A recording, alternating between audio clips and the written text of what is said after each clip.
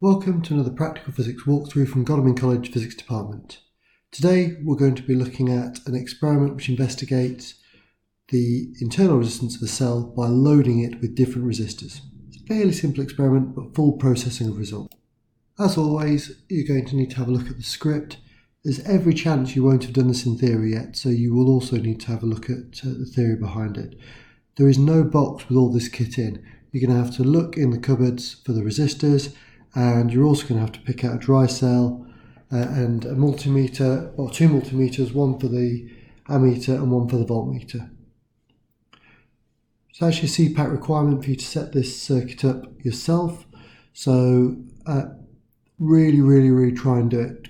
Obviously call for help if you need to, but you will be being assessed to see if this is something you can set up. It's not a tricky circuit. As always, you're going to take a series of results so that it can be processed in the form of a graph. An excellent place for you to look up this experiment and find a little bit more about the theory is Antonine Education, really lovely website. And if you look in the EMF and internal resistance section, you'll see there's an absolute wad of information and even talks about an almost identical experiment to this. So you'll be able to see what the factors internal resistance have and why we're going to use resistance to change the current and to actually be able to load the cell with different values and see what effect that has on the output voltage of the cell. So here's a circuit I've set up with a voltmeter, which is simply a multimeter with the cables connected across the common and the voltage, and that is in parallel with the cell. You can see that I've used red and black wires just to help me spot what is going on. You can also see over to the left there I've got an ammeter.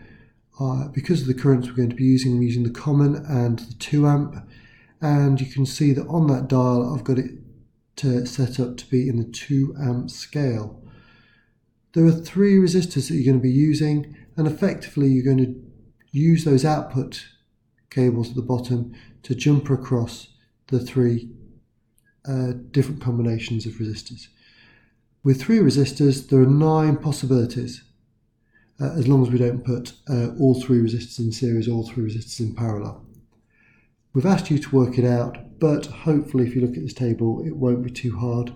You don't need to actually record what combo resistors you're using. You only need to collect 9 values of current and voltage. If you set this experiment up well and you're efficient, you should be able to rattle through all the different values. Each resistor in turn, singularly. Each time, one of you can just wait for the voltmeter and ammeter to settle down and call it out, the other person can record it. Then just use a jumper, once you've done the 3 individual ones, to work out the 3 combinations of 2 in parallel, 2 in series, and then with 2 jumpers you can sort out the combinations of 2 resistors in parallel. And if you are clever, you'll be able to take the values, swap them over pretty quickly so you get all the different values. If you want to get good values, just make sure that you unplug the cell after every single measurement. What we don't want is the cell draining over long periods of time.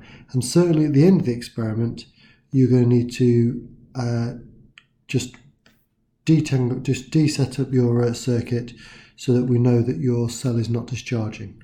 It just saves us having to buy more batteries all the time and looks after the environment. Do that before you start processing your results, otherwise you end up forgetting. Once you've got all your results, obviously you need to process. As always, we're going to expect you to create a graph. Think carefully. In fact, we'll just tell you what to plot for this one. And it's a little bit odd because you're going to get a decreasing value. It's also not exactly what you're expecting from Ohm's law, but stick with it, do the processing, make sure you look at your uncertainties. When we say discuss your uncertainties, we want you to calculate your uncertainties for current and voltage, and that should give you an overall value.